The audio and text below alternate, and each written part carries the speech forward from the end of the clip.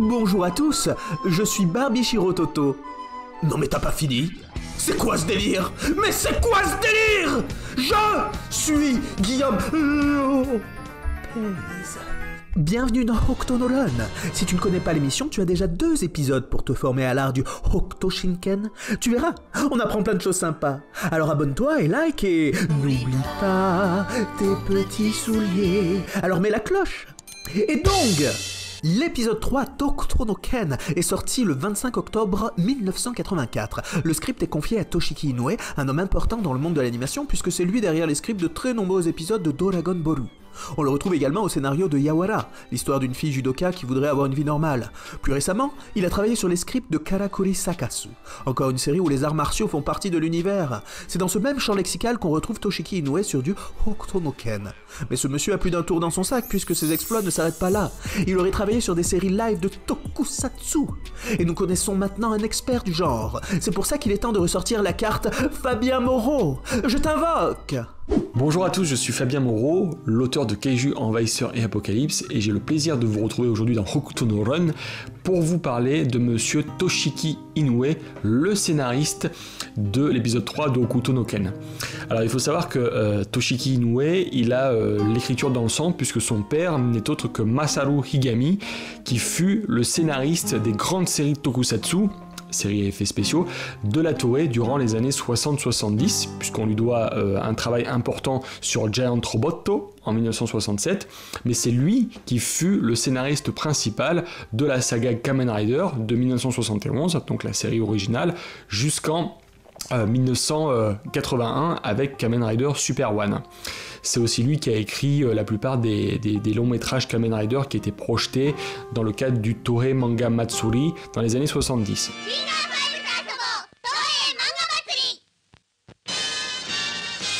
Et donc son fils, Toshiki Inoue, c'était un étudiant à la Seikei University, et vers 1981, il a été repéré par Shichiro Keizo, qui était à l'époque producteur pour la Toei, producteur dans l'animation, et il travaillait sur Dr. Slump. Donc du coup, Toshiki Inoue se retrouve non seulement à travailler sur la série Dr. Slump, mais également à scénariser les films cinéma qui vont sortir autour de 1981-82. Donc du coup, par un effet boule de neige, Inoue se trouve aussi scénariste sur Dragon Ball, et il a aussi écrit le film donc Dragon Ball, la légende de Shenron, et il devient rapidement un des scénaristes les plus prisés dans le champ de l'animation, puisqu'il va travailler notamment sur Ranma 1/2, il va travailler sur Galactic Angel, sur Yu-Gi-Oh!, mais aussi il va devenir l'un des scénaristes principaux de Death Note. Concernant le tokusatsu, Inoue va faire un long run dans le Super Sentai à partir de la moitié des années 80, puisqu'il va travailler sur Flashman, sur Liveman, sur Jetman, donc sur tous les grands chefs-d'œuvre du Super Sentai, jusqu'en 1995 avec Orenja. En 2000, il va reprendre le sacerdoce paternel sur Kamen Rider puisqu'il va incorporer l'équipe de scénaristes de Kamen Rider Kuga qui va relancer la série au début des années 2000. Et il va travailler sur quasiment toutes les séries Kamen Rider sur les années 2000-2010, même sur les films cinéma qui sortent durant cette période-là. Et pour continuer sur le cinéma, il va travailler sur les 2 reboots des séries originelles Kamen Rider, les 2 reboots cinématographiques, donc à savoir Kamen Rider The First, qui sort au cinéma en 2005, et sa suite Kamen Rider The Next. C'est lui qui va aussi écrire le scénario de Kamen Rider Ichigo en 2016, qui voit le retour de Hiroshi Fujioka, le Kamen Rider de la série originelle de 1971. Donc c'est une belle manière de boucler la boucle amorcée par son père en 1971. Donc voilà, donc je vous invite fortement à replonger dans l'œuvre incroyable de Monsieur Inoue, et je te rends l'antenne, Guillaume. À la direction de l'épisode, nous retrouvons Masamitsu Sasaki, qui interviendra qu'une fois dans la série Hokuto no Ken. Et figurez-vous que cet homme n'est pas n'importe qui. Et c'est là que je vais vous gâter, puisque Hokuto no Run est une émission culturelle avec des guests de prestige. Et pour cet épisode, nous avons un nouvel invité pour parler plus en détail de cet artiste. Fini le suspense, je te laisse t'introduire. Salut à tous et merci Guillaume pour l'invitation. Je suis Philippe Bunel Et je suis donc l'auteur avec Mathieu Pinon de Un siècle d'animation japonaise et journaliste pour le magazine Animascope qui vient tout juste de sortir son premier numéro et qui est dédié à l'animation à l'international. Donc je vais vous parler de Masamitsu Sasaki, le réalisateur de l'épisode 3 qui a été invité par le réalisateur en chef Toyo Ichida pour réaliser l'épisode 3. On ne le verra pas ailleurs dans la série. Donc Sasaki, c'est un réalisateur qui a travaillé en 81 sur Jarinkoshi, qui est La Petite Peste.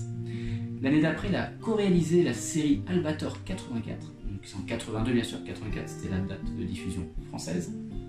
Superbe série, techniquement, scénaristiquement, une série vraiment qui avait beaucoup d'ambition, mais qui, faute d'audience, a dû s'arrêter précipitamment au 22e épisode.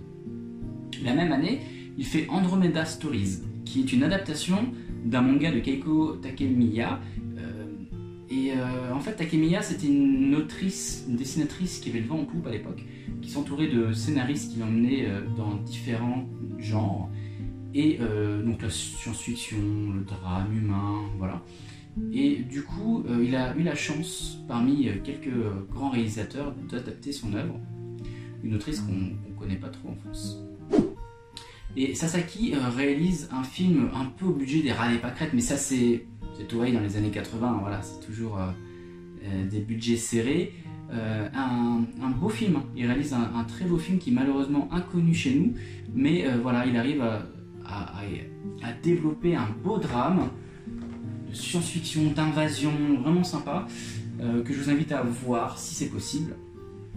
Parce que je pense que c'est son œuvre principale en tant que réalisateur.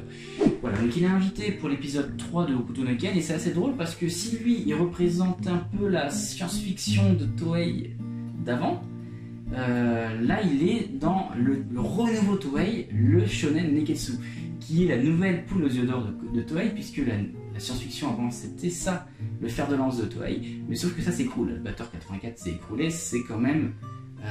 pour une bonne raison, c'est que le public se lasse et veut voir autre chose. Et ben voilà, le renouveau, c'est le Neketsu, ça sera Ken le survivant, ça sera Dragon Ball, Senseiya. On a un épisode quand même assez fabuleux. C'est pas un grand épisode où il se passe énormément de choses importantes pour l'histoire, où il y a du sakuga, des moments d'animation sublimes, mais on a un épisode qui est qualitatif, c'est-à-dire que Sasaki réutilise plein d'effets de mise en scène assez classe, des effets de style qu'on retrouve dans tous les plans, des zooms avant, des zooms arrière, et des effets d'ombre, vous avez des introductions de personnages assez somptueuses. On sent qu'il a un certain amour pour les personnages qu'il met en scène, et c'est plutôt bon.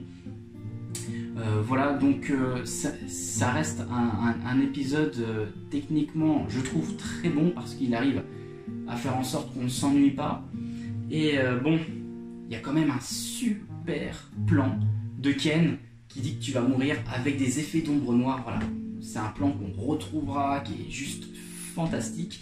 Et d'ailleurs, plein de plans hyper classe dans cet épisode. Et voilà, c'est quand même un réalisateur qui fait déchirer le t-shirt de Ken 2 fois dans un épisode. La classe, non? Voilà, Guillaume, à toi les studios. Une double dose d'invités pour cet épisode de Hokuto no Ken. Ça valait le coup d'attendre, n'est-ce pas? Avant de présenter l'épisode, il faut que je vous parle du directeur de l'animation de cet épisode 3. Dans le monde de l'animation, il existe plusieurs métiers. Depuis le début de Hokuto no Ken, vous êtes habitué à entendre des termes tels scénariste, directeur d'épisode, mais également animateur clé. Toutes ces fonctions spécifiques sont nécessaires pour créer une série. C'est pour ça que j'aime présenter les différents acteurs qui permettent de comprendre qui a fait quoi sur tel épisode de Hokuto no Ken. Cet épisode 3 fait intervenir un animateur très important pour moi, puisqu'il s'agit de l'homme qui fait partie de mon trio préféré des animateurs de la série, Hironobu Saito, l'homme dont on va parler aujourd'hui.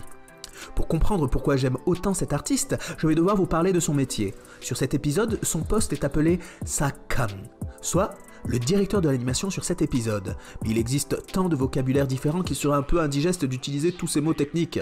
C'est pourquoi je vais essayer de vulgariser au maximum pour pas perdre tout le monde. Animer des dessins, c'est créer l'illusion du mouvement. Pour concevoir l'animation d'une série, il faut commencer par savoir à quoi ressemblera les personnages. Un chara-designer va donc dessiner les modèles sheets dans toutes les poses des différents protagonistes. Ces dessins serviront de modèles et définiront l'identité graphique, un style propre et artistique des personnages de la série. Je vous en ai parlé dans le premier épisode, Masami Suda est le chara-designer de Hokuto no Ken. L'équipe des animateurs devront alors respecter cette représentation des personnages, et c'est avec ces bases qu'un animateur clé devra réaliser une animation. Comme je disais, l'animation c'est créer du mouvement. Pour cette séquence, Lin devra pencher sa tête de gauche à droite. Un nouveau poste est alors créé, celui d'animateur clé, Gengaman. Son travail sera donc de dessiner 2 dessins, ici à gauche et l'autre à droite. Pour créer l'animation, cette fameuse illusion du mouvement, il faut des dessins entre les 2 poses. C'est le rôle d'un autre métier, celui d'intervalliste, Dogaman.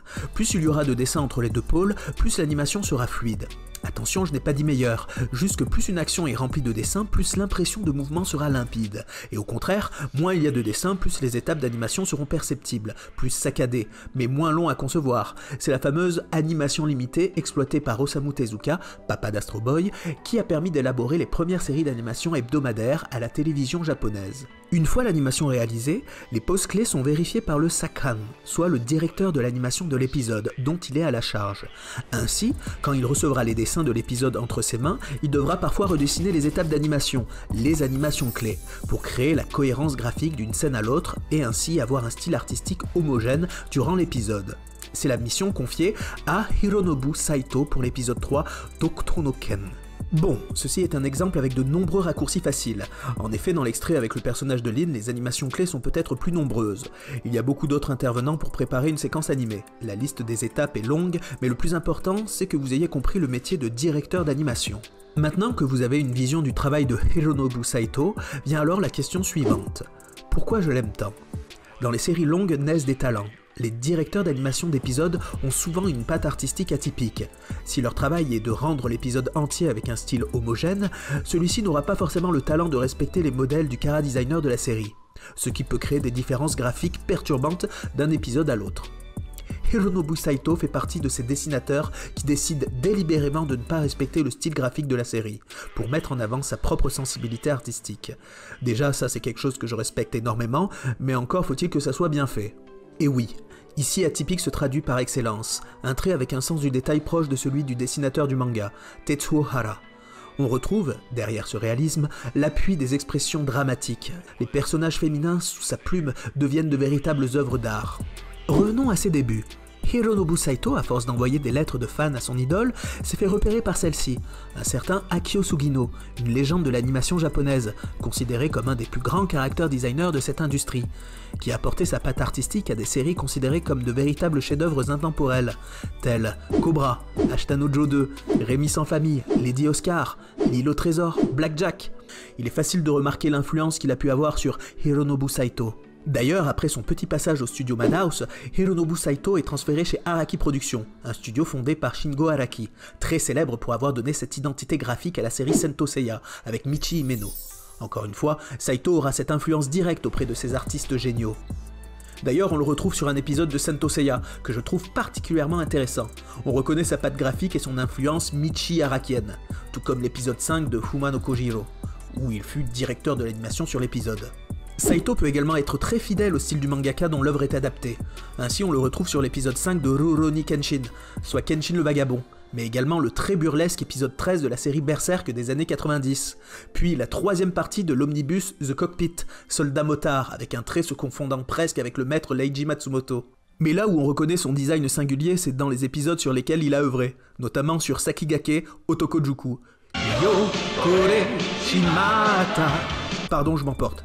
Et plus particulièrement sur Hokuto no Ken, où il débutera avec ce fameux épisode 3 que je m'apprête à vous décortiquer maintenant. Titre de l'épisode, Hikari naki machi ni koken ga moeta, bakusatsu goshi retsudan. Ce qui veut dire, les points du solitaire brûlent dans la ville sans lumière, le Goshi Retsudan. L'épisode s'ouvre sur un château en temps de nuit, éclairé par le croissant de lune. Apparaît alors l'ennemi dans l'ombre. Son introduction est accompagnée par la harpe jouée par cette femme sans expression, prisonnière des tirades de notre tyran, poète à ses heures perdues. On l'a remarqué, il s'agit de l'homme derrière les flashbacks de Kenshiro. Tel un comédien jouant une pièce de théâtre, ce grand blond revient sur la mort de Supeido, mais rappelle qu'il n'a pas encore joué toutes ses cartes. 3 ennemis sont alors teasés. Puis retour dans le désert. Bato épuisé se plaint et aimerait bien profiter des capacités de Kenshiro pour se sortir de son errance. Affamé, l'espoir renaît quand il tombe sur un frigo abandonné, mais vide. Plus loin, un serpent et un vautour se battent et nous renvoient à cette image du Garuda affrontant le serpent, le ciel contre la terre. Sauf qu'ici ce n'est pas un aigle, mais un rapace contre ce reptile qui a élu domicile dans cette tête de clown. Encore un contraste ironique de cette nature qui finit par reprendre le dessus sur l'homme qui ne peut plus faire rire. La scène est contrebalancée par un humour cartoonesque où Batto essaie d'échapper à l'oiseau qui le gronde pour lui avoir volé quelques plumes. C'est alors que notre jeune clown croise un convoi de prisonniers avec à l'intérieur Lin. Retour sur Kenshiro en train de méditer tel Bouddha sous le Bodhimanda, sauf qu'ici, l'arbre n'est qu'un amas de racines mortes.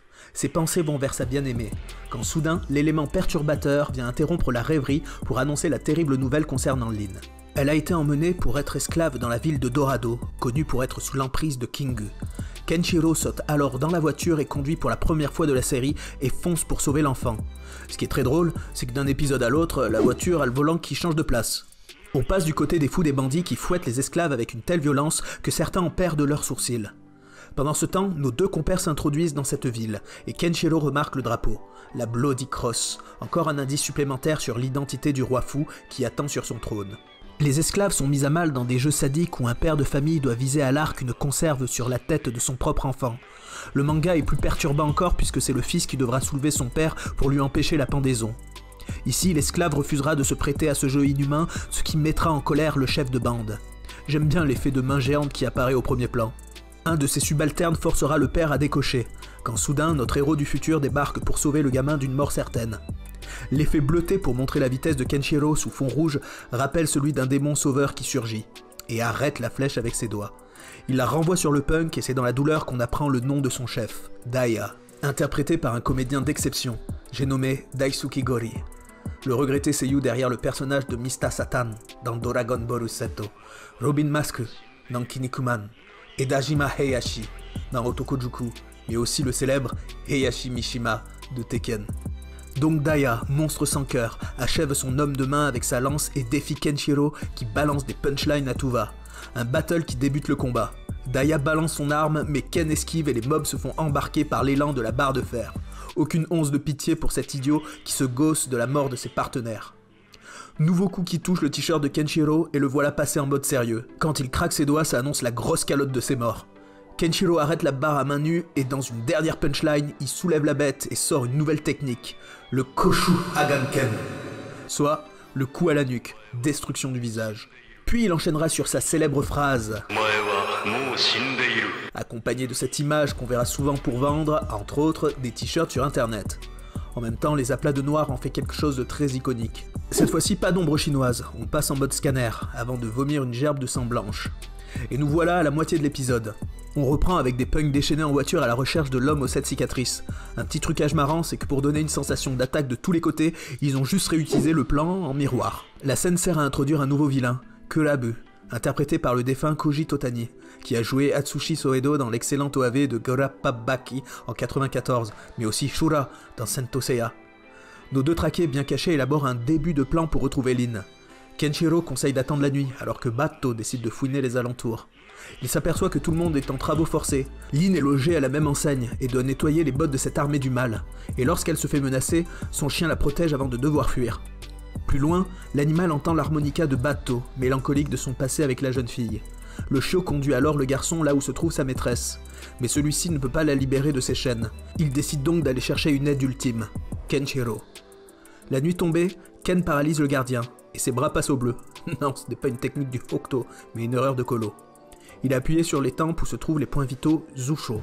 Ça paralyse l'individu sur place et lorsqu'il sera réveillé, il oubliera tous les événements. Batto peut alors libérer Lin pendant que Kenshiro se dirige un peu plus loin pour s'occuper des vilains. J'aime bien cette musique avec la trompette complètement folle en adéquation avec la scène innommable que vit le pauvre innocent face à Kurabu. Une coupe iroquoise et cette cage qui rappelle celle d'un rapace qui s'amuse avec sa proie.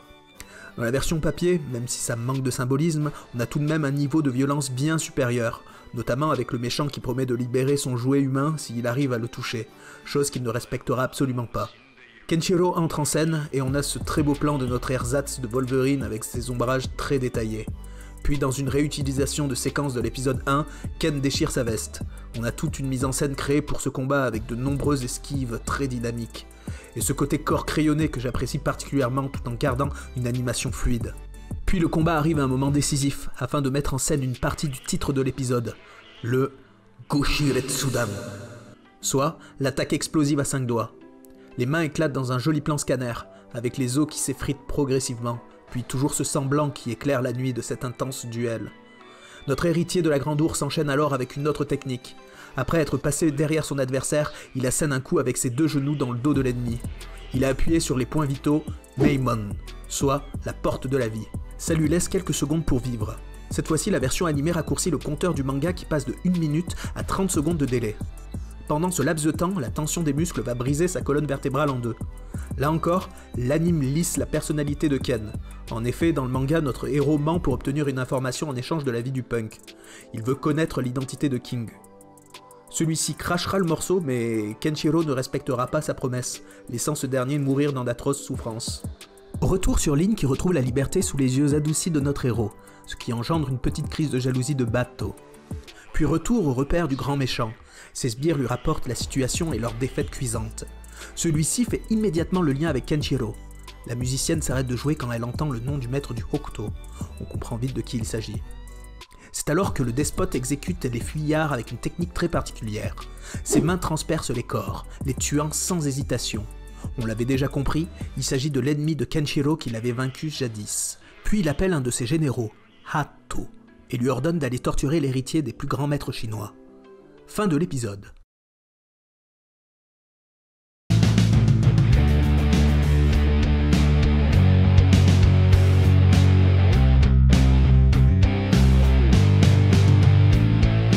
C'est là que la série va de plus en plus s'écarter de la trame narrative du manga original. Nous allons emprunter de nouvelles directions par rapport à la version papier, ou plutôt des détours. En effet, s'il fallait respecter le manga à la case près, il suffirait de quelques épisodes pour attraper la publication de l'œuvre d'origine. C'est pour ça que j'aime tant cette adaptation, pour ce sentiment de liberté que vont insuffler les acteurs de la série sans dénaturer la source, et ce, même avec les ajouts d'épisodes filler que je vais bientôt vous commenter. D'ailleurs, voici le titre du prochain épisode. Ce qui veut dire « Détruis la Bloody Cross, botte secrète, le Juhazan ».